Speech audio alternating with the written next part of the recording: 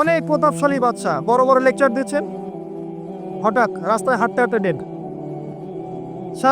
সারাদিন রাত জেনা করেছে, মদ খেয়েছে, জেনা ছড়িয়েছে সমাজে, নগ্নতা অশ্লীলতা ছড়িয়েছে, ভাইরাস মহামারী দিয়ে শেষ।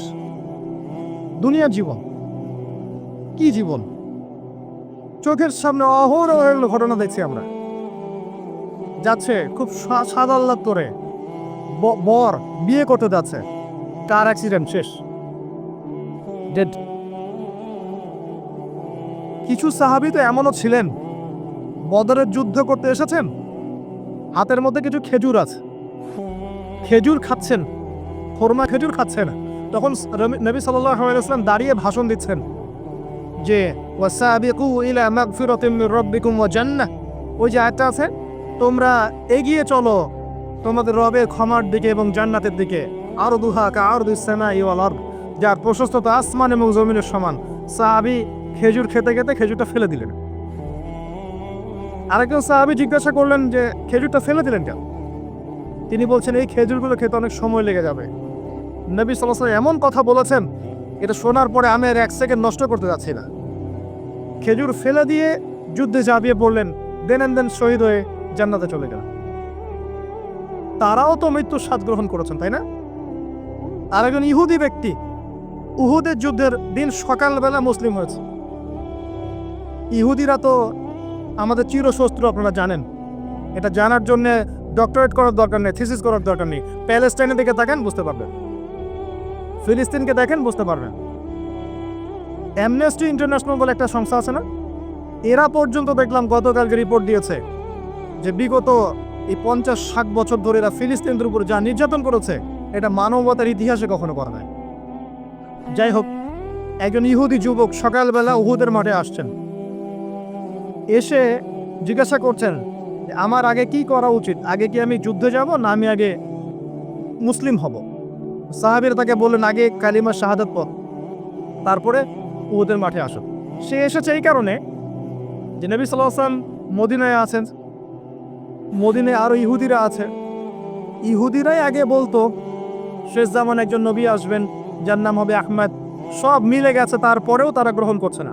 তো এই ছেলে সত্য চিনতে পেরেছে, সে চলে আসছে সত্যের কাছে, এসে ইসলাম কবুল করে যুদ্ধ করলো, শহীদ হয়ে গেল। নবী সাল্লাল্লাহু আলাইহি ওয়াসাল্লাম দেখলেন তার লাশটা, দেখে বলছেন এই যুবক, এই ইহুদি যুবক এখানে কি করছে? সাহাবীরা বললেন সকালবেলা মুসলিম হয়েছে, যুদ্ধ করে শহীদ হয়ে গেছে ইয়া রাসূলুল্লাহ। নবীজি বললেন সাল্লাল্লাহু আলাইহি ওয়াসাল্লাম আমিলা কলিল উজিরা কাসীর, সে অল্প আমল করলো কিন্তু বিশাল পুরস্কার পেয়ে গেল। জীবন তো তাদেরও ছিল। এটা তো সশস্ত্র যুদ্ধের কথা বাদ দেন, নরমালি সুমাইয়া রাদিয়াল্লাহু আনহা, আবু জাহেল তাকে নির্যাতন করছে, তার লজ্জাস্থানে বর্ষা ঢুকিয়ে দিয়ে, চিন্তা করতে পারেন, লজ্জাস্থানে বর্ষা নিক্ষেপ করে হত্যা করলো।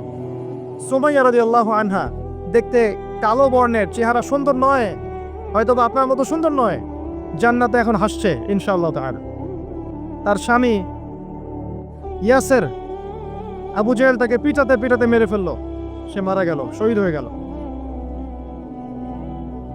অনেক ওলামায়ে কেরামকে, ইমাম, মুস্তাহিদ, মুহাদ্দিস দেখবেন সারাটা জীবন এত মেহনত করেছেন দ্বীনের জন্য, বিয়ে শাদী করার সময় পান নাই, এমনও আছেন ইমাম এবং মুহাদ্দিস। জীবন তো তাদেরও ছিল। শুধু সাহাবী কেন, তাবেঈদের দিকে তাকান, তাবেঈন তাকান, আমাদের 4 ইমামের দিকে তাকান। আবু হানিফা রাহিমাহুল্লাহ শেষ বয়সে জেলখানায়, কথিত আছে বিষ প্রয়োগে থেকে হত্যা করা হয়েছে। তার টাকার অভাব ছিল না, তিনি কিন্তু আমার মতো হতদরিদ্র ছিলেন না। আল্লাহ পাক তাকে সম্পদও দিয়েছিলেন, সমস্ত সম্পদ বিলিয়ে দিয়েছেন দ্বীনের জন্য। ইমাম শাফিঈ রাহিমাহুল্লাহ, তার দিকে তাকান। আহমদ বিন হাম্বল রাহিমাহুল্লাহ, তার দিকে তাকান। তাকে পিটানো হচ্ছে আর বাগদাদের রাস্তায় ঘোরানো হচ্ছে, কারণ সমাজের মানুষ ফতোয়া দিয়েছে একটা, তিনি ফতোয়া দিয়েছেন আরেকটা। ওই যে হিল্লা প্রথা আর ঠিকা বিবাহ নিয়ে আর কি।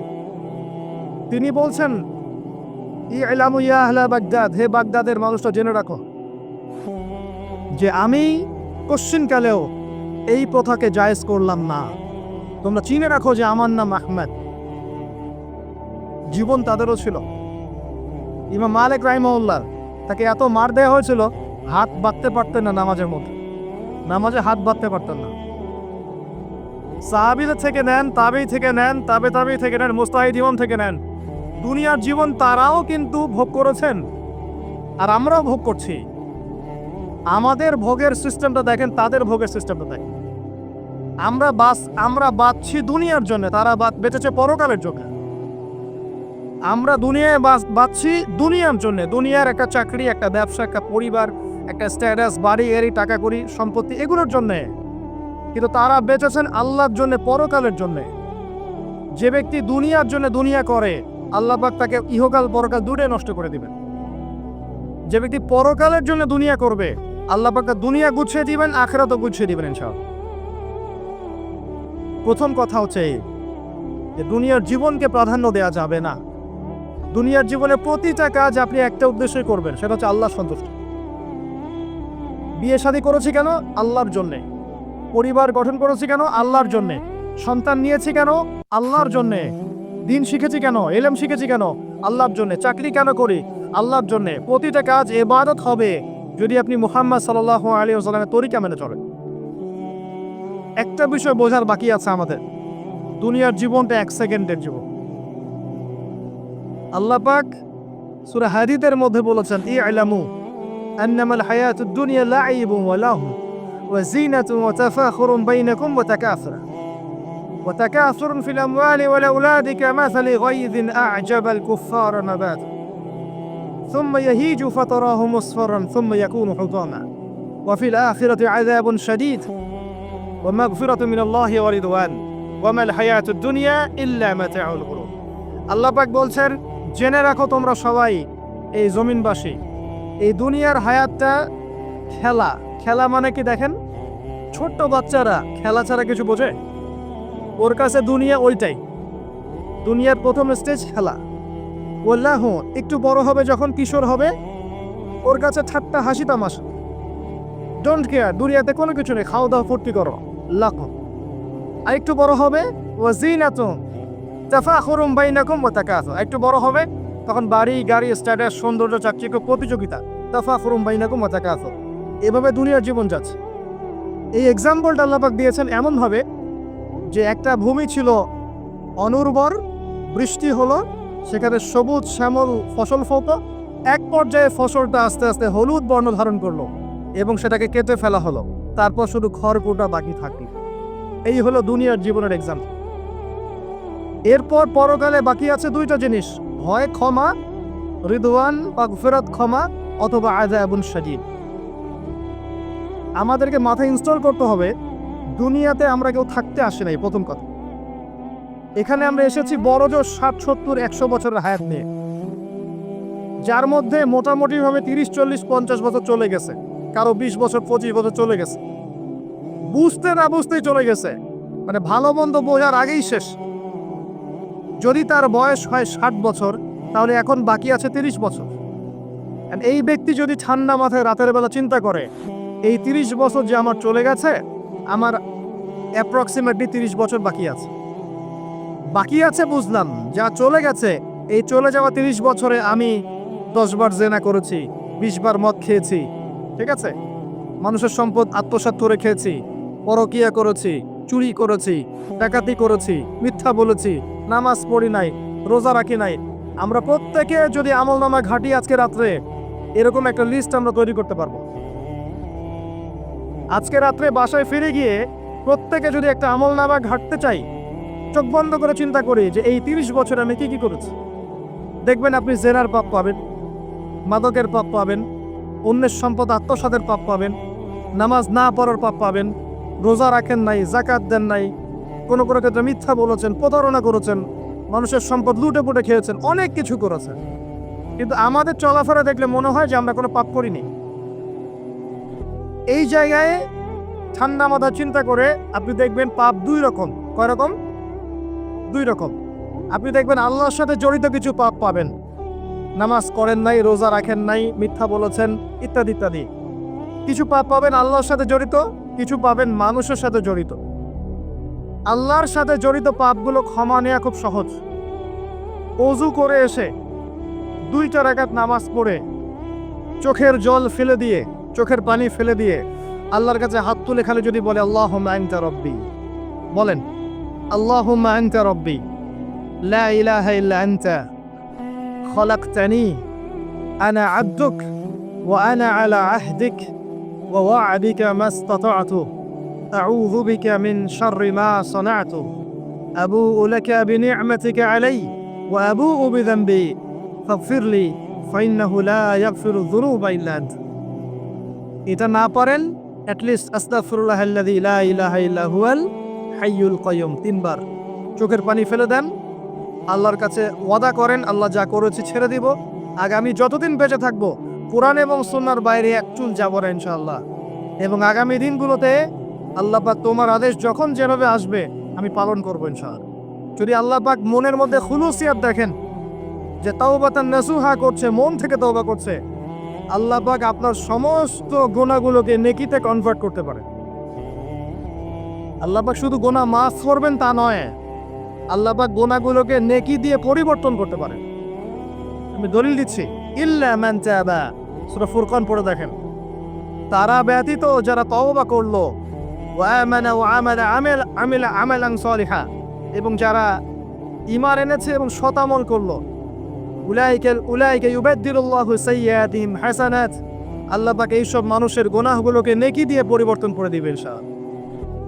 আমাদের নবী মুহাম্মদ সাল্লাল্লাহু আলাইহি ওয়াসাল্লাম দিনে 70 বার, কোন বর্ণনা এসেছে 100 বার তওবা করতেন, 100 বার পড়তেন আস্তাগফিরুল্লাহ ওয়া আতুবু ইলাইহি, আস্তাগফিরুল্লাহ ওয়া আতুবু ইলাইহি। যার আগের কোনো পাপ নাই, পিছনের কোনো পাপ নাই, দিনে 100 বার তওবা করতেন। আমরা একটা রাত এভাবে চিন্তা করেছি যে আমার পাপ কি কি? আজকে রাত্রে গিয়ে চিন্তা করেন, দেখবেন আপনি একটা পাপে পরিপূর্ণ একটা আমলনামা পাবেন। এবার আপনি চিন্তা করেন যে আপনি যদি আগামী 30 বছর বাঁচেন বা 40 বছর বাঁচেন, এই সময়টাকে আপনি কিভাবে মূল্যায়ন করতে চান? প্রথম একটা মূলনীতি বলেছে দুনিয়ার জীবনকে প্রাধান্য দেয়া যাবে না।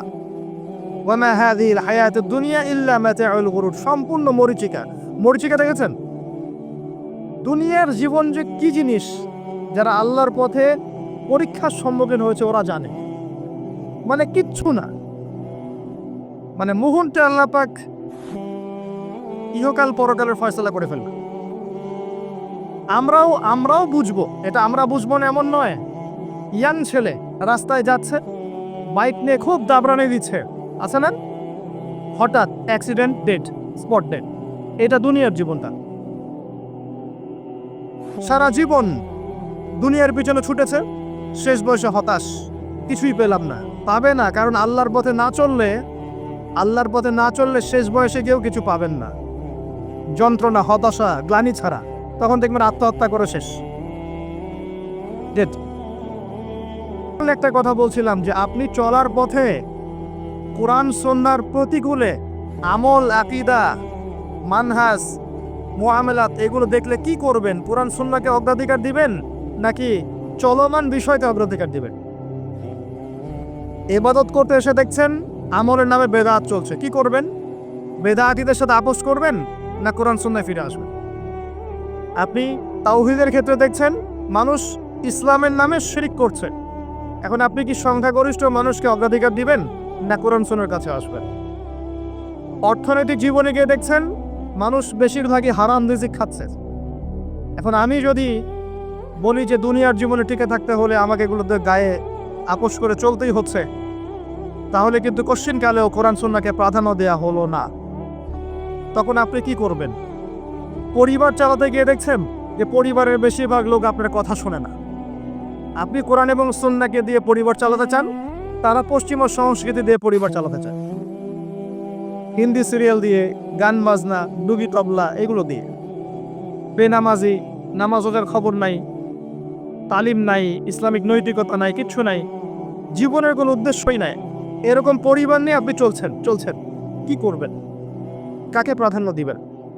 খুব ডিফিকাল্ট প্রশ্নগুলো কিন্তু, এবং এগুলো প্র্যাকটিক্যাল, এগুলো হচ্ছে। এখন চাকরি খুঁজতে গেছেন, আপনি দেখছেন যে ঘুষ না দিলে চাকরি পাচ্ছেন না, কি করবেন আপনি তখন? পড়াশোনা করতে গেছেন, ছেলে মেয়ের ফ্রি মিক্সিং জেনা ছাড়া পড়াশোনাই করতে পারছেন না, কি করবেন তখন? ইউনিভার্সিটিতে গেছেন, ইউনিভার্সিটির পরিবেশগুলো দেখছেন ইসলাম কোথায় আর ইউনিভার্সিটি কোথায়? কি করবেন আপনি? তো প্রত্যেকটা জায়গায় আপনাকে সিদ্ধান্ত নিতে হবে যে আমি প্রতিটা জায়গায় কোরআন এবং সুন্নাহর সাথে আপোষ করব, নাকি চলমান এই জাহিলিয়াতের সাথে আপোষ করব, কোনটা করব? বিশ্বাস করেন, যখন আপনি মনের মধ্যে এই চেতনা লালন করতে পারবেন এবং আল্লাহ আপনাকে হেদায়েত দিবেন যে হ্যাঁ, কোরআন সুন্নাহই সমস্ত সমস্যার সমাধান এবং এর মধ্যে আল্লাহ পাক প্রতিটা বিষয়ের সলিউশন নাজিল করেছেন, আপনি মেনে নেবেন, চলবেন, তখন আপনি বাধা পাবেন, প্রচুর বাধা পাবেন। প্রথম বাধা পাবেন আপনার পরিবার থেকে, এরপরে বাধা পাবেন আপনার সমাজ থেকে, বাধা পাবেন ধর্ম নেতাদের থেকেও, পরবর্তীতে বাধা পাবেন ফেরাউন নমরুদদের থেকে। কি করবেন? ডিসিশনগুলো খুব ইম্পর্টেন্ট, কারণ মনে রাখবেন কবরে তিনটা প্রশ্ন হবে। মান রব্বুক, সেই উত্তর দিতে পারবে যে পৃথিবীতে আল্লাহর সাথে শিরক করে নাই। সিম্পল, যে তাওহীদের উপর ছিল, শিরক করে নেই, উত্তর দিতে পারবে ইনশাআল্লাহ রব্বি আল্লাহ। পৃথিবীতে যে আল্লাহর সাথে শিরক করেছে সে কোশ্চিনকালে উত্তর দিতে পারবেন। শিরক করে মারা গেছে, তওবা করে নাই, উত্তর দিতে পারবে না ইনশাআল্লাহ। মা দীনুক, পৃথিবীতে যে দিন ইসলামকে চূড়ান্ত সত্যরূপে মেনে নেয়নি, পরিপূর্ণ দিন পালন করার চেষ্টা করে নাই, কোশ্চিনকালেও মা দীনুক উত্তর দিতে পারবে না।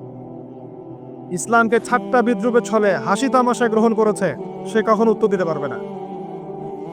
মান নবিয়ুক, পৃথিবীতে যে ব্যক্তি নবী সাল্লাল্লাহু আলাইহি ওয়াসাল্লামের সুন্নাহ মেনে চলেনি, জীবনে চলার পথে নবীর সুন্নাহকে পরোয়া করে নাই, অন্যের আদর্শ গ্রহণ করেছে, সে কোশ্চিনকালেও মান নবিয়ুক উত্তর দিতে পারবে না। কারা পারবে তাহলে? 1 নম্বর তাওহীদ পন্থীরা পারবে, 2 নম্বর যারা পরিপূর্ণরূপে ইসলাম পালন করেছে এরা পারবে, 3 নম্বর যারা মুহাম্মদ সাল্লাল্লাহু আলাইহি ওয়াসাল্লামের সুন্নাহর উপর টিকে ছিল এরা পারবে। ওয়া খালাকতুল জিন্না ওয়াল ইনসা ইল্লা লিয়াবুদুন, শুধুমাত্র ইবাদত করার জন্যই আল্লাহ পাক জিন এবং মানুষ জাতিকে সৃষ্টি করেছেন। আপনাকে আল্লাহ পাক এই হায়াতটা দিয়েছেন, এখন বাকি সময়টা চিন্তা করেন আগামী 30-40 বছর কিভাবে কাটাতে চান। দুনিয়ার জন্য বাঁচবেন না আল্লাহর জন্য বাঁচবেন? যদি আল্লাহর জন্য বাঁচতে চান, সর্বশেষ হেদায়েত আল কোরআন এবং সর্বশেষ নবী মুহাম্মদ সাল্লাল্লাহু আলাইহি ওয়াসাল্লাম, এর বাইরে কিচ্ছু নাই ভাই। সারা দুনিয়ার মানুষ মিলে যদি বলে যে কোরআন সুন্নাহর মধ্যে আছে সুদ হারাম, কিন্তু সুদ হালাল, হালাল হালাল, কোশ্চিনকালে হালাল হবে না। সারা দুনিয়ার মানুষ একটা মাঠে যদি এসে বলে সুদ হালাল, সুদ ভালো, কোশ্চিনকালে হালাল হয়ে যাবে না, হারামই থেকে যাবে। সারা দুনিয়ার মানুষ যদি বলে পর্দা করার দরকার নাই, এটা সেকেলে সেকেলে সেকেলে, এটা সেকেলে হয়ে যাবে না, এটা ফরজ থেকে যাবে। কিচ্ছু নাই কোরআন সুন্নাহর বাইরে, কিচ্ছু নাই। যা আছে দেখছেন বোগাস, যার কোনো ভিত্তি নাই, মানুষের মন গড়া প্রবৃত্তির অনুসরণ। এখন আপনি যখন কোরআন এবং সুন্নাহর কাছে আসতে চাইবেন, তখন কিন্তু আপনি চতুর্দিক থেকে বাধা পাবেন। এই পথ চলাটা এত সহজ হবে না। হ্যাঁ, কাদের জন্য সহজ হবে? যারা প্রোটেস্ট্যান্ট মুসলিম হবে। কি মুসলিম? প্রোটেস্ট্যান্ট মুসলিম। এটা কেমন? মানে ওটাও ঠিক এটাও ঠিক, সুদ খেলেও হয় না খেলেও হয়, পর্দা করলেও হয় না করলেও হয়, নামাজ করলেও হয়, মাঝে মাঝে ছাপলেও হয়, যাকাত দিলেও হয় না দিলেও হয়। মডারেট প্রোটেস্ট্যান্ট মানে কোরআন সুন্নাহ যা আছে এগুলো খুব কঠিন মনে হয়, এটা মৌলবাদী মৌলবাদী মনে হয়, এগুলো মানলে তো এই যুগে চলা যায় না, এগুলো ওই যুগের জন্যে, এরকম ভার্সনে যারা চিন্তা করবে তাদেরকে কষ্ট পেতে হবে না। তারা দেখবেন কষ্ট না করেই দুনিয়ার জীবন কাটিয়ে দিচ্ছে, ওদের কোনো বাধা বিপত্তি আসবে না। আপনি যখন কোরআন সুন্নাহকে আঁকড়ে থাকবেন, কেমন করে আঁকড়ে থাকবেন? মারির দাঁত দিয়ে কামড়ে থাকবেন, নবীজি বলেছেন। মারির দাঁত দিয়ে কামড়াতে বলেছেন, সামনের দাঁত দিয়ে কামড়ালে ছটকে যাবে, টান দিলে ছিঁড়ে যাবে। মারির দাঁতে কামড় দিলে, টান দিলে সহজে ছিঁড়বে না। এভাবে থাকলে আপনার বাধা আসবে। এখন আপনার সামনে দেখবেন আপনি কিছু ফিতনা এবং কিছু সলিউশন। আপনি নিয়াত করেছেন যে আপনার যে গুনাহগুলো হয়েছে এগুলো থেকে আপনি তওবা করবেন ইনশাআল্লাহ, আগামী দিনগুলো আপনি কোরআন এবং সুন্নাহ অনুসারে চলবে। এই কথা শুনে একমত আছেন তো? এখন চলতে গিয়ে দেখবেন যে আপনি কিছু স্পষ্ট বিষয় দেখতে পারবেন যেগুলোর সাথে আসলে কোরআন সুন্নাহর খুব একটা মিল পাওয়া যাবে না। আপনি দেখবেন স্পষ্ট শিরক করছে মুসলিমরা, আপনি দেখবেন স্পষ্ট বেদাত করছে, আপনি দেখবেন হারাম খাচ্ছে। মুসলিম যুবকরা মাদক, পর্নোগ্রাফি, জেনা, ফ্রি মিক্সিং, আপনার জুয়া, ক্যাসিনো, এই যে আপনার টিকটক প্রজন্ম, এগুলো নিয়ে ব্যস্ত আছে। আপনি স্পষ্ট দেখবেন মেয়েরা বেহায়ের মতো ঘুরে বেড়াচ্ছে। আপনি স্পষ্ট দেখবেন যে আপনি হালালে থাকলে চাকরি পাচ্ছেন না। আপনি স্পষ্ট দেখবেন পরিবারের লোকজন কথা শোনে না। আপনি এমনও দেখবেন ওলামায়ে কেরামের মাঝে ঐক্য নাই। এমন দেখবেন, আপনি এমনও দেখবেন যে মানুষ দিনকে দুনিয়ার বিনিময়ে বিক্রি করে দিচ্ছে। আর এমন দেখবেন যারা আপনার উপরে আছে তারা দিন সম্পর্কে তেমন কোনো জ্ঞান রাখে না। এমন জটিল পরিস্থিতিতে আপনি কি করবেন তখন? এরপরে আপনি যখন বিশ্বের দিকে তাকাবেন তখন দেখবেন বিশ্বের সমস্ত পরাশক্তিরা ঐক্যবদ্ধ ইসলামের বিরুদ্ধে। বিশ্বের সমস্ত বড় বড় পরাশক্তিরা ঐক্যবদ্ধ ইসলামের বিরুদ্ধে। দেখবেন আপনি ইসলামের কোনো খিলাফা নাই, দেখবেন কোনো ইমাম নাই, কোনো আমির নাই, কোনো জামা নাই। দেখবেন আপনি সেই রকম সালফে সালেহিনদের যুগের মতো সৌর্য, বীর্য, ব্যক্তিত্ব, গায়রাত কিছু নেই। মনে হবে যেন আমরা দাসত্বের শৃঙ্খলে আবদ্ধ হয়ে গেছে। তখন আপনি কষ্ট পাবেন মনে মনে। আপনার মধ্যে ঈমান থেকে থাকলে আপনি কষ্ট পাবেন, ভিতর থেকে কষ্ট ফিল করবেন। যদি প্যারালাইজড রোগী হয়ে থাকেন তাহলে কষ্ট ফিল করবেন না। চেতনা থাকে দিনের, কষ্ট ফিল করবেন। তখন আপনার স্ট্রাগল শুরু হবে। তখন আল্লাহ যদি আপনাকে বুঝ দেন, আল্লাহ দেখবেন আপনি কি করেন। আপনার মেধা দিয়ে আল্লাহ আপনি কি করেন, আপনার অর্থ দিয়ে আপনি কি করেন, আপনার হায়াতটা দিয়ে আপনি কি করেন, আপনার এই যে জনবল দিয়ে আপনি কি করেন, আল্লাহ আপনাকে যা দিয়েছেন তা দিয়ে আপনি দিনের জন্য কি করছেন, আল্লাহ পাক তখন দেখবেন।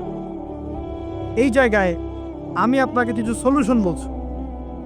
এটা শুধু আপনাকে বলছি তা নয়, আমি নিজেও এটা ফিল করি, লালন করি।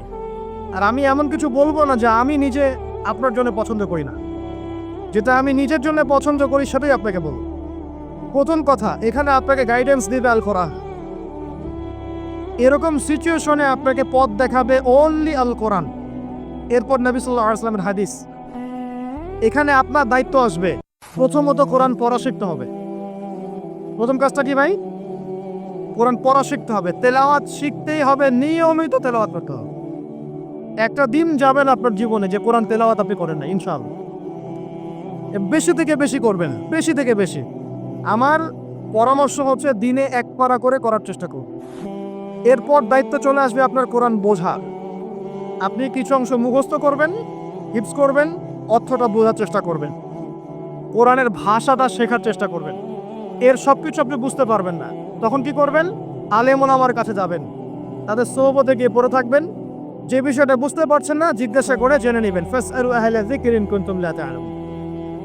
এরপর কোরআনের আদেশ নিষেধগুলো আপনি মেনে চলবেন নিজের পরিবারে এবং নিজের অধীনস্থদের মধ্যে। এরপরে আপনি থেমে যাবেন না। কোরআনের দাওয়াত আপনি যতটুকু জানেন এটা মানুষের কাছে প্রচার করবেন।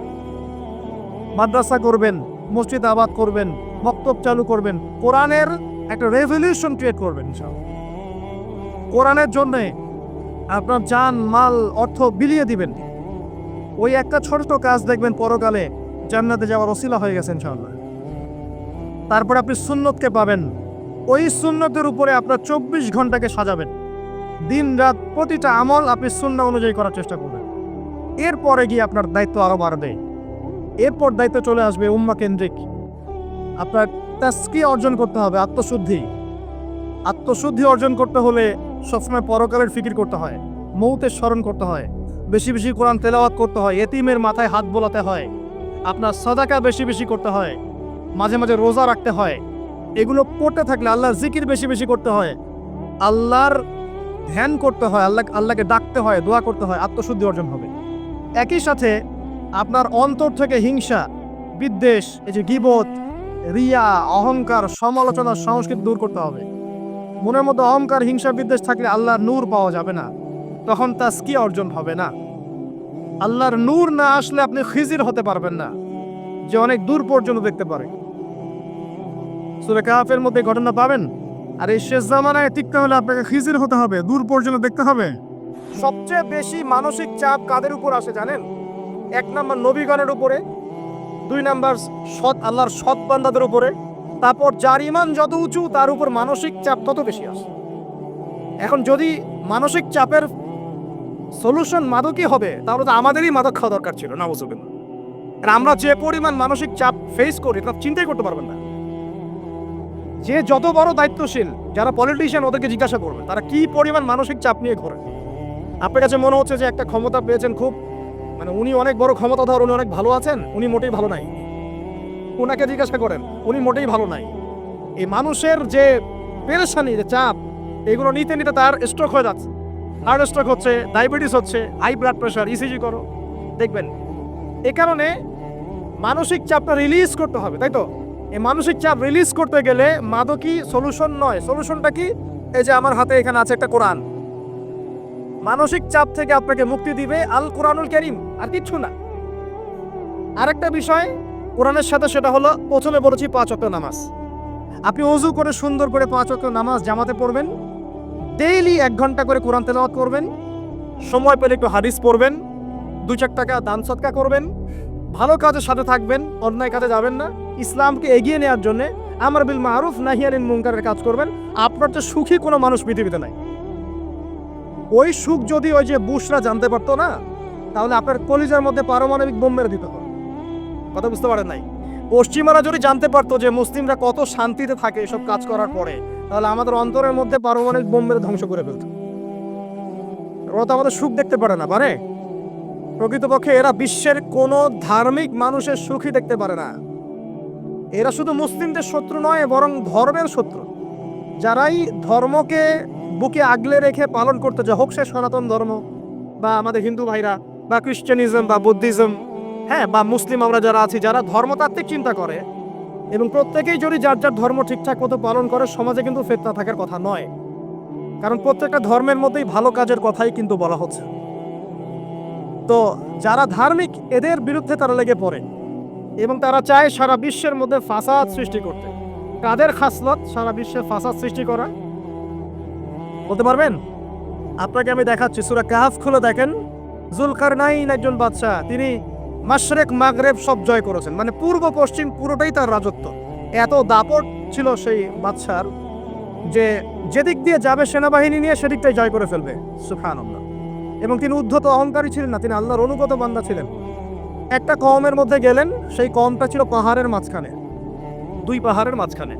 এখন ওই কওম তাকে বলছে, ইয়া যুলকারনাইন, হে যুলকারনাইন, ইন্না ইয়াজুজ ওয়া মাজুজ মুফসিদুনা ফিল আরদ।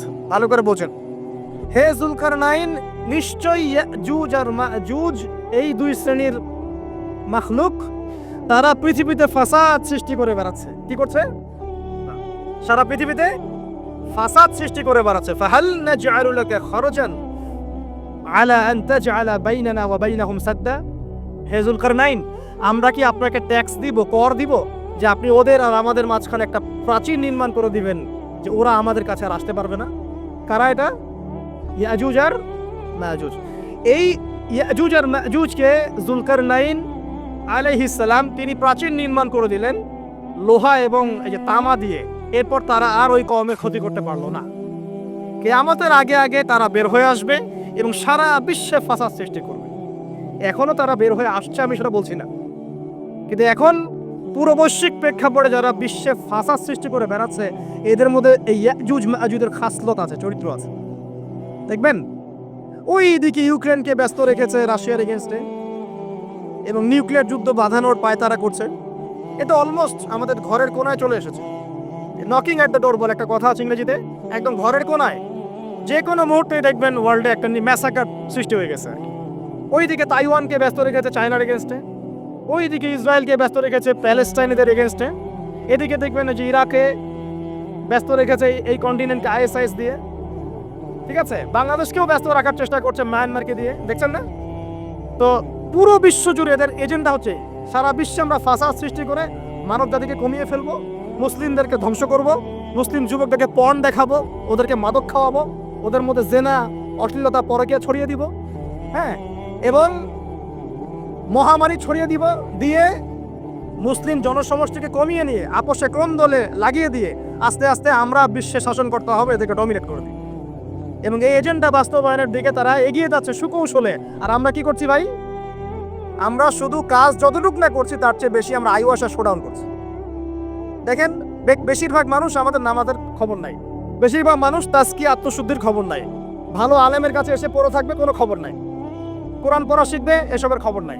যেগুলো করলে কোনো সমস্যা হয় না বা অল্প পরিশ্রমে করা যায়, ওই যে ঘরের মধ্যে শুয়ে শুয়ে ফেসবুকে 2 লাইন লেখা যায়, খুব সহজ, লিখলেন আবার শুয়ে গেলেন, কোনো সমস্যা নাই। কোনো কনস্ট্রাকটিভ সুদূর প্রসারী কাজ আমাদের হচ্ছে না, যেটা হচ্ছে এটা প্রয়োজনের তুলনায় নিতান্তই নগণ্য। এই কারণে আমাদের যারা দিন, আমরা যারা বুঝি, যাদের মধ্যে ইসলামের চেতনা আছে, ইসলামকে ভালোবাসি, আমরা যারা চাই দিন এগিয়ে যাক, আমাদের কনস্ট্রাকটিভ কাজ করতে হবে, মানে সুদূর প্রসারী কাজ করতে হবে। শৈথিল্যতাবাদীও হবেন না, আবার চরমপন্থীও হবেন না, মধ্যমপন্থী হয়ে ইসলামকে, কোরআনকে এবং হাদিসকে হাতে নিয়ে উম্মার ঐক্যের স্বার্থে, দেশ জাতি জনগণের ঐক্যের স্বার্থে এগিয়ে যান। আল্লাহ পাক আপনাদের হাতকে শক্তিশালী করুন, দোয়া করি। এখানে খুবই স্মার্ট হতে হবে এবং বেসিক কাজগুলো খুব বেশি করে করতে হবে। বেসিক কাজ কি ভাই? বেসিক কাজ হচ্ছে আপনার নামাজ, বেসিক কাজ আপনাকে কোরআন শিখতে হবে, বেসিক কাজ আপনাকে আরবি শিখতে হবে, বেসিক কাজ আপনি যেখানে পড়াশোনা করছেন এই পড়াশোনা করে ওই জ্ঞানটাকে দিয়ে ইসলামের খেদমতে আপনাকে কল্যাণে কাজ করতে হবে। বেসিক কাজ যেখানে আপনাকে আল্লাহ পাক দায়িত্ব দিবেন সেখান থেকেই আপনাকে দিনের খেদমত করতে হবে। ডক্টর হন, দিনের খেদমত করেন, ইঞ্জিনিয়ার হন, দিনের খেদমত করেন, পলিটিশিয়ান হন, কোনো আপত্তি নাই, আমরা আপনাকে ভোট দিব ইনশাল্লাহ, আমরা আপনাকেই ভোট দিব ইনশাল্লাহ। আপনি ওখানে গিয়ে দিনের খেদমত করেন, আল্লাহ পাক তৌফিক দান করুন। কথা কি বুঝতে পারছেন? ইসলাম ক্ষমতা জোর করে আদায় করে নেওয়ার জন্য আসে নাই। আবু যার রাদিয়াল্লাহু আনহু কি বলছেন জানেন?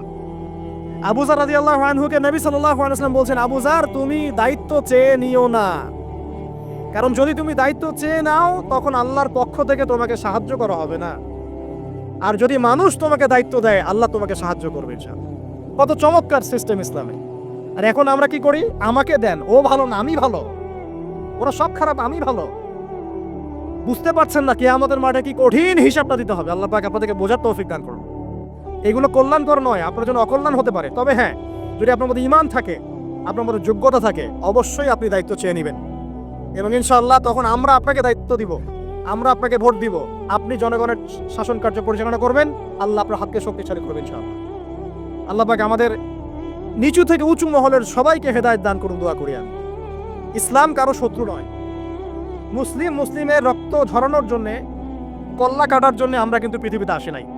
আমরা আমাদের আসল শত্রুদেরকে চিনতে ভুল করেছি, এই কারণে আমরা আপোষে হানাহানি কাটাকাটির মধ্যে লিপ্ত আছি।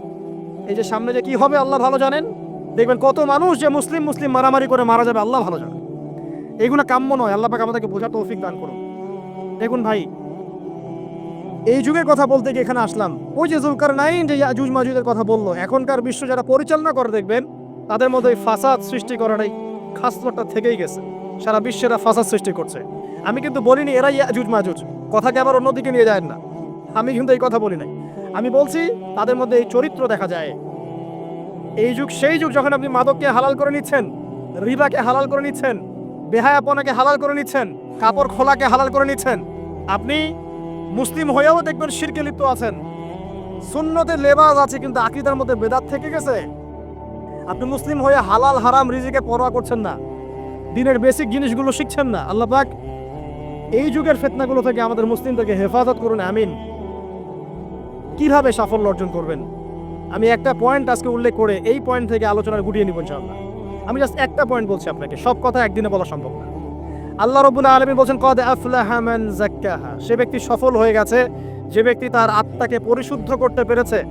ওয়া কদ খাবা মান দাসাহা, যে ব্যক্তি আত্মাকে পরিশুদ্ধ করতে পারে নাই সে ব্যক্তি ধ্বংস হয়ে গেছে। কিভাবে পরিশুদ্ধ করবেন? 3টা হাদিস আপনাকে আগে শোনাই। 1, আল্লাহ রাব্বুল আলামিনের হাবিব মুহাম্মদ সাল্লাল্লাহু আলাইহি ওয়াসাল্লাম, দরুদ পড়েন, বলেন সাল্লাল্লাহু আলাইহি ওয়াসাল্লাম। তিনি বলছেন যে আল্লাহর এমন কিছু বান্দা আছে যারা জান্নাতে প্রবেশ করবে যাদের অন্তরটা হবে পাখির মতো নরম। কার মতো? পাখির মতো। একটা হাদিস শুনলেন। 2 নম্বর হাদিস, আল্লাহ রাসূল সাল্লাল্লাহু আলাইহি ওয়াসাল্লাম বলছেন শহীদদের আত্মা যখন আল্লাহর কাছে পৌঁছায়, আল্লাহ রাব্বুল আলামিন সেই আত্মাগুলোকে সবুজ রঙের কিছু পাখির মধ্যে প্রদান করেন এবং সেই পাখিগুলো আরশের নিচে লণ্ঠন আছে এখানে বসে থাকে এবং তারা জান্নাতের যে কোনো জায়গায় যায়, ঘুরে খাবার খায়, আবার ফিরে আসে। আল্লাহ পাক তাদেরকে বলেন যে তোমরা কি চাও? তোমরা কি চাও? শহীদরা কিচ্ছু বলতে পারে না। কি চাইবো? আল্লাহ এত নিয়ামত দিয়েছেন, কি চাইবো? যখন আল্লাহ বারংবার প্রশ্ন করতে থাকেন, তোমরা কি আর কিছু চাও? তোমরা কি আর কিছু চাও? তোমরা কি আর কিছু চাও? তখন শহীদরা শেষে বুঝে যে আমাদের কিছু না কিছু তো বলতে হবে এখন। তখন তারা বলে, হে আল্লাহ, আমি বা আমরা আরো একবার পৃথিবীতে যেতে চাই এবং তোমার পথে জীবন দিয়ে আবার ফিরে আসতে চাই। আল্লাহ পাক বলেন, এই সুযোগ তো আর নেই, অতএব তোমাদের আর কিছু চাওয়ার নেই, তোমরা এখানেই থাকো।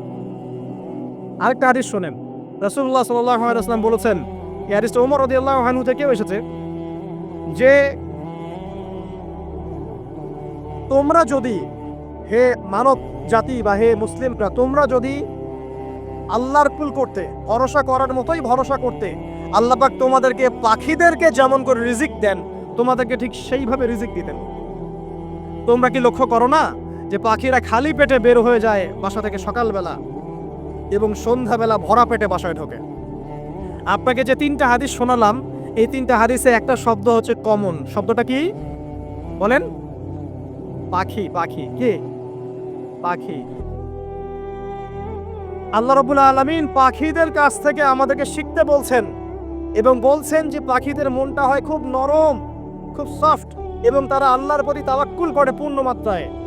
তারা সকালবেলা ভোরবেলা বের হয়ে যায় এবং সন্ধ্যাবেলা বাসায় ফেরে, খালি পেটে বের হয়, ভরা পেটে বাসায় ফেরে। এবং আল্লাহ পাক সবচেয়ে সম্মানিত মৌত, যেটা শহীদের মৌত, সেই শহীদদের আত্মাকে আল্লাহ পাক পাখির রূপ দিবেন। তাহলে পাখিটার বিষয়ে একটা ফোকাস করা দরকার আছে না? আচ্ছা, এখানে আসেন। পাখির মন হচ্ছে নরম, মানে পাখির মনটা তাসকিয়া, আত্মশুদ্ধিতে পরিপূর্ণ। কদ আফলাহা মান যাক্কাহা, সে ব্যক্তি সফল হলো যার হৃদয়টা পবিত্র, নিষ্পাপ, নিষ্কলুষিত হলো। সে ব্যক্তি সফল হবে ইনশাআল্লাহ। একটা কাজ এখানে খেয়াল করেন, পাখিরা সকালবেলা ভোরবেলা বের হয় আর সন্ধ্যাবেলা বাসায় ফেরে। এখনকার মুসলিমদেরকে দেখবেন দুপুরবেলা ওঠে, রাত 3টায় ঘুমায়। কথা কি বুঝেন নাই? পাখির একদম ভোরবেলা উঠে যখন ফজরের আজান দিচ্ছে, ঠিক তার আগ মুহূর্তে পাখির কিচিরমিচির শুনছেন, তার মানে নামাজের ওয়াক্ত প্রায় চলে যাচ্ছে। তার মানে তার আল্লাহ পাকের হুকুমের সাথেই জেগে ওঠে, সূর্য ডুবে তারা ডুবে যায়। ঠিক এরকম সুন্নত ছিল নবী সাল্লাল্লাহু আলাইহি ওয়াসাল্লামের এবং সাহাবায়ে কেরামের। আজকে 1400 বছর পর মুসলিম জাতি এই সুন্নাহ ভুলে গেছে। আর আমাদের সুন্নত দেখবেন, যদি কোনো রকম উঠেও ফেলি ফজরে, আবার 12টা পর্যন্ত ঘুম, আরো বেশি। আর এই যুব সমাজ যারা আছো, তোমরা কেউই 3টা-4টার আগে ঘুমায় বলে আমার মনে হয় না। অলওয়েজ অনলাইনে পড়ে আছে, টিকটক নিয়ে, ফেসবুক নিয়ে, গার্লফ্রেন্ডের সাথে চ্যাটিং।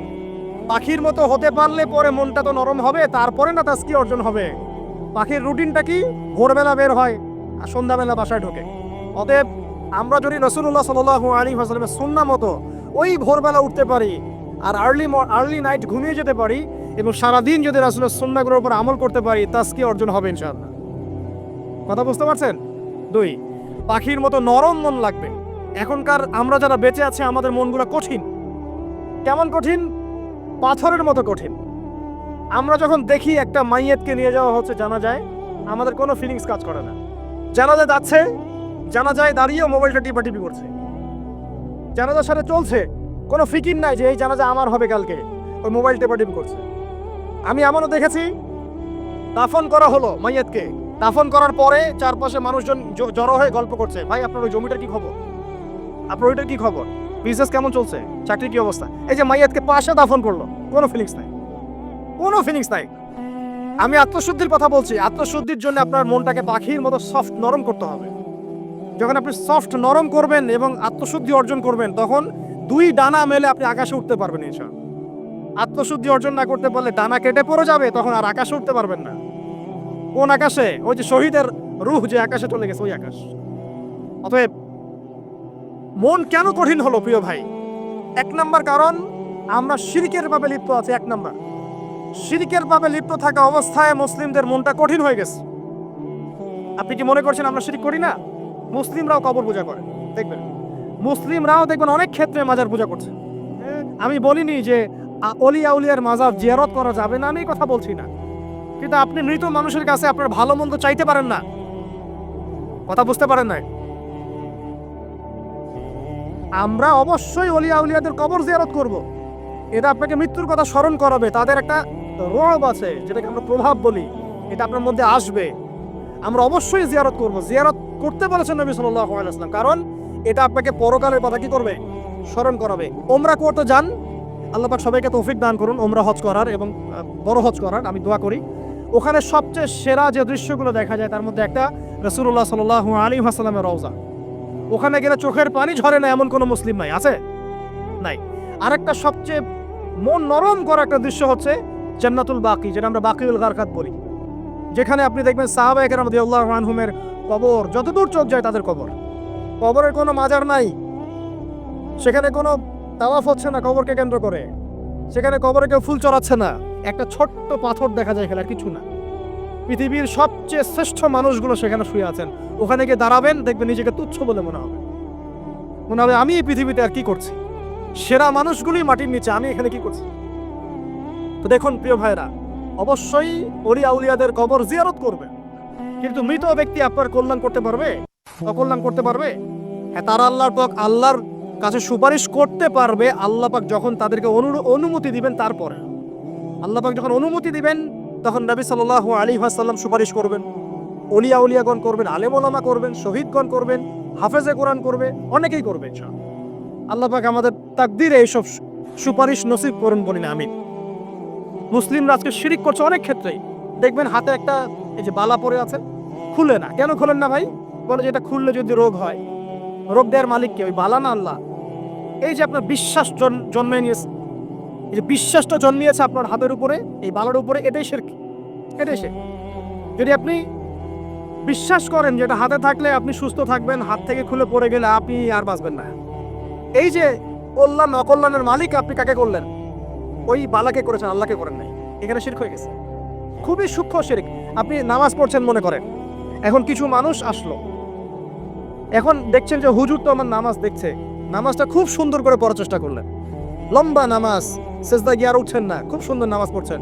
এই যে মানুষকে দেখানোর জন্য নামাজটা পড়ছেন, এটা শিরক। এটা কি? এটাও শিরক।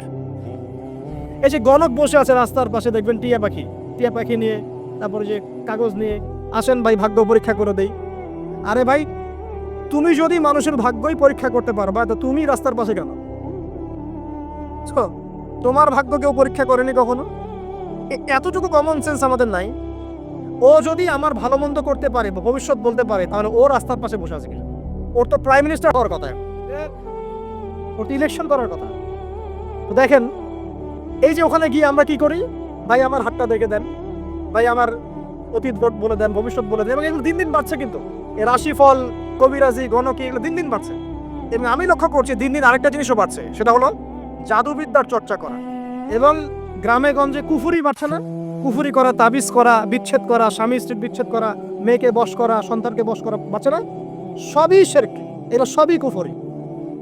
এগুলো মুসলিমরা করছে না? মুসলিমরা এসব শিরকে লিপ্ত আছে বলেই তো অন্তর কঠিন হয়ে গেছে। ফাকাসাত কুলুবুহুম, তাদের অন্তর কঠিন হয়ে গেছে। তো একটা হাদিস বলে এখানে খালি, নবী সাল্লাল্লাহু আলাইহি ওয়াসাল্লাম বলছেন, যদি কেউ কোনো গণকের কাছে যায়, গিয়ে বলে দেখেন তো আমার হাতটা একটু, ও কিন্তু বিশ্বাস করে না যে এ ভবিষ্যৎ বলতে পারে, খালি এমনি বলেছে একটু দেখেন তো, বলার সাথে সাথেই 40 দিনের নামাজ কবুল হবে না। আর যদি তার বলা কথায় বিশ্বাস করে যে হ্যাঁ তোমার ভবিষ্যৎ খুব ভালো, তুমি চাকরি পাবা, এটা করবা সেটা করবা, এবং সে বিশ্বাস করলো হ্যাঁ এটাই হবে, তখন নবী সাল্লাল্লাহু আলাইহি ওয়াসাল্লাম বলছেন সে যেন আল্লাহর পক্ষ থেকে যা নাজিল হয়েছে, মানে যে কোরআনুল কারীম, এই কোরআনকে যেন সে অস্বীকার করলো, মানে কুফরি করলো। এগুলো আমরা করছি না ভাই? অনেক কিছু করছি আমরা। স্তম্ভের পূজা করছি, অনেক মুসলিম আগুনের পূজা করছে। আগুন জ্বালিয়েছেন, মাথা নত করছেন কেন? আগুনের সামনে আপনি মাথা নত করবেন কেন? আপনি একটা স্তম্ভের সামনে, গাছের কাছে, গাছের সামনে দাঁড়িয়ে মাথা নত করে ধ্যান করবেন কেন? আপনি মেডিটেশন করছেন কি জন্য? আপনাকে নামাজ দেওয়া হয় নাই? 5 ওয়াক্ত নামাজ দেওয়া হয় নাই? নামাজের চেয়ে বড় মেডিটেশন কিছু আছে নাকি? আপনি ধ্যান করছেন কি জন্য?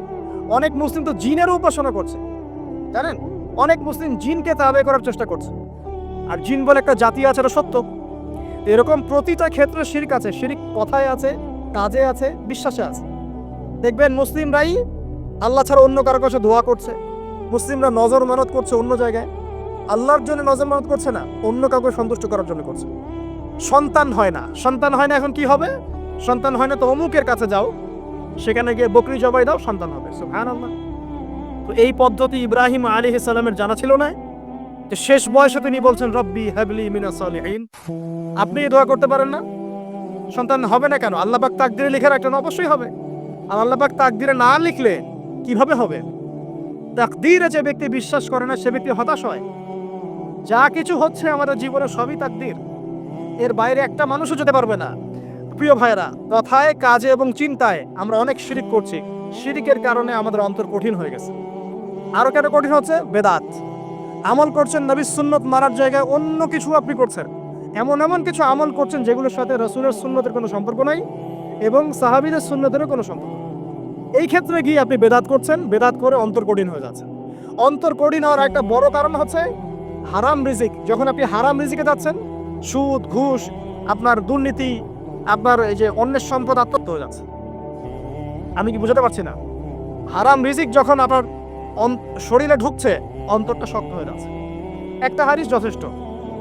আল্লাহ রাসূল বলেছেন, ইন্নাল্লাহা তাইয়্যিব লা ইকবালু ইল্লা তাইয়্যিব। আল্লাহ পাক পবিত্র সত্তা, তিনি পবিত্র ছাড়া কবুল করেন না। আপনি 10টা হজ করে আসেন, চুরির টাকা দিয়ে, ডাকাতির টাকা দিয়ে, আত্মসাতের টাকা দিয়ে, দুর্নীতির টাকা দিয়ে, যদি কবুল হয় তাহলে কোরআন সুন্নাহ মিথ্যা হয়ে যাবে। নাউযুবিল্লাহ। কথা কি বুঝতে পারছেন না? আল্লাহ রাব্বুল আলামিন বলছেন আল্লাহ পাক পবিত্র ছাড়া কবুল করেন না। হারাম রিজিক দিয়ে ইবাদত কবুল হয় না। আমরা ওই যে রংপুর অঞ্চল, একবার ওই যে হারাগাছ একটা অঞ্চল আছে না, সেখানে গিয়েছিলাম। সেখানে মাশাআল্লাহ আবার বিড়ির অনেক ফ্যাক্টরি আছে। কিসের? বিড়ি তো হালাল নাকি? তামাক তো হালাল নাকি? তো সেখানে বিড়ি ফ্যাক্টরির অনেক মালিক আছে এবং তারা মসজিদ কমিটির অনেক দায়িত্বপ্রাপ্ত আছে।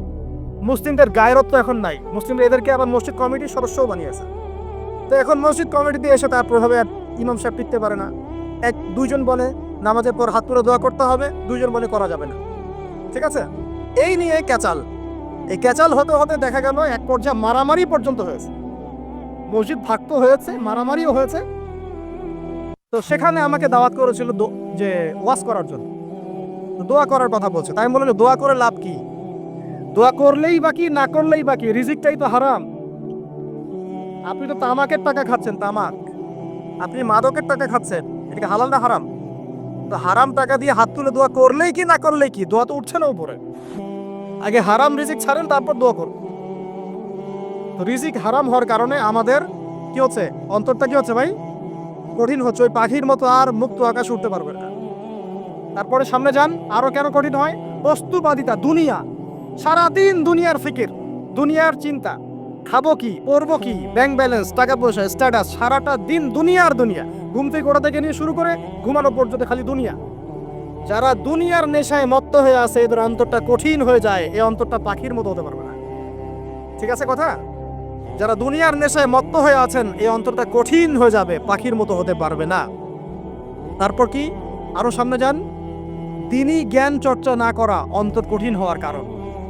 আর কি কারণ? পাপ করা। পাপ যত বেশি আপনি পাপ করবেন, যত বেশি পর্ন দেখবেন, যত বেশি মাদক খাবেন, যত বেশি জুয়া খেলবেন, যত বেশি অহেতুক সময় নষ্ট করবেন, যত বেশি আপনি অন্যের ক্ষতি করবেন, ঠিক আছে, নিরপরাধ মানুষের উপর নির্যাতন করবেন, যত বেশি আপনি পাপ করবেন, এই পাপ করতে করতে করতে মানুষের অন্তর কঠিন হয়ে যায়। ইবনুল কাইয়্যিম রাহিমাহুল্লাহ বলেছেন যে পাপ করতে থাকলে মানুষের অন্তর কঠিন হয়ে যেতে থাকে এবং ইস্তেগফার আর জিকির করলে গিয়ে মানুষের অন্তর আবার নরম হতে থাকে। পাপের উপর পাপ করতে থাকলে মানুষের অন্তর কঠিন হতে থাকে। এ বিষয়ে রাসূলুল্লাহ সাল্লাল্লাহু আলাইহি ওয়াসাল্লাম বলেছেন, যখন মানুষ একটা পাপ করে কলবের মধ্যে একটা কালো দাগ পড়ে যায়, যখন আরো একটা পাপ করে আরেকটা কালো দাগ পড়ে যায়। এভাবে যখন পাপ করতেই থাকে তখন পুরো কলবটাই কালিমা পূর্ণ হয়ে যায়। এই অবস্থায় যদি সে তওবা করে, আল্লাহ পাক মাফ করে দিবেন।